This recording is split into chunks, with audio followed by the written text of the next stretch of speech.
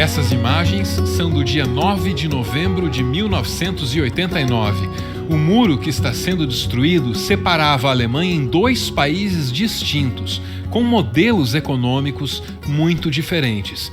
Quando esse muro caiu e o país foi reintegrado, ainda sobraram muitos problemas para resolver. Depois desse momento tão entusiasmado, veio uma crise econômica inevitável, porque seria impossível integrar duas economias tão diferentes sem um período de instabilidade. E um dos maiores problemas da Alemanha reintegrada era o desemprego. Não demorou muito para que os alemães saíssem às ruas em manifestações. Isso era previsível. A surpresa foi o rumo que essas manifestações tomaram. Inicialmente, os manifestantes gritavam: "Queremos mais empregos", mas eventualmente eles passaram a gritar: "Emprego alemão para trabalhador alemão", e os locais escolhidos para as manifestações também foram mudando. Antes, elas aconteciam em praças. Depois, as manifestações foram convocadas diante de obras que empregavam imigrantes negros. Os manifestantes acabaram realizando protestos até diante dos alojamentos dos imigrantes. É claro que houve episódios de violência. A imprensa alemã não criticou a postura dos manifestantes e encarou tudo com muita naturalidade.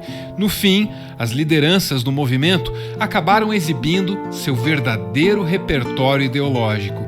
Acredite se quiser, essa foto é do começo dos anos 90. Quando a inspiração neonazista desse movimento ficou clara, ele perdeu apoio, porque a sociedade alemã ainda guardava os traumas das monstruosidades que esse tipo de obsessão ideológica é capaz de fazer.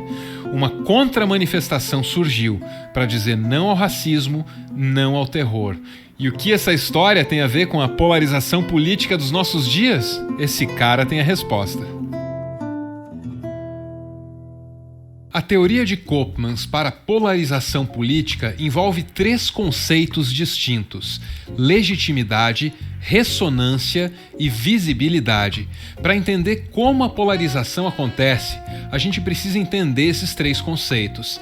Legitimidade é a capacidade que uma mensagem tem de gerar consenso. Dentro desse sistema teórico, uma mensagem legítima não é necessariamente uma mensagem correta.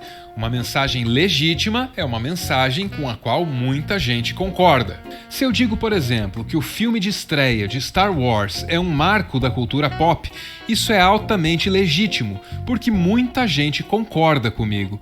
Agora, se eu digo que A Ameaça Fantasma é a maior obra de ficção científica de todos os tempos, isso é altamente ilegítimo, porque muita gente discorda dessa ideia.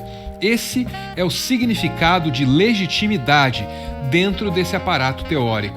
Legitimidade aqui é a medida do consenso gerado por uma mensagem. O segundo conceito de Koopmans é a ressonância, que ele define como a capacidade que uma mensagem tem de gerar discussão a respeito de si mesma. Esse é mais fácil de entender. Se um assunto é discutido, por exemplo, no almoço de domingo da família, então esse assunto tem ressonância. Koopmans entendeu que a ressonância está relacionada com a legitimidade. Funciona assim. Nesse gráfico, a linha horizontal mede a legitimidade, que a gente vai marcar com um L, e a linha vertical mede a ressonância, que a gente vai marcar com um R. Nesse gráfico, é possível entender a progressão daquele protesto que pedia mais empregos na Alemanha. Num primeiro momento, os manifestantes pediam mais empregos. Essa mensagem vai aqui.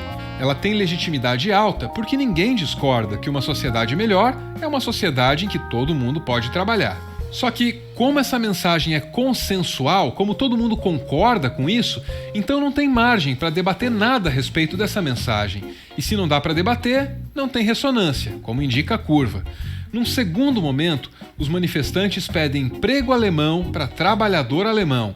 Essa frase tem menos legitimidade que a anterior, porque nem todo mundo concorda com ela. E é justamente porque nem todo mundo concorda que existe margem para discussão e para ressonância. No fim, Os manifestantes mostram que são neonazistas.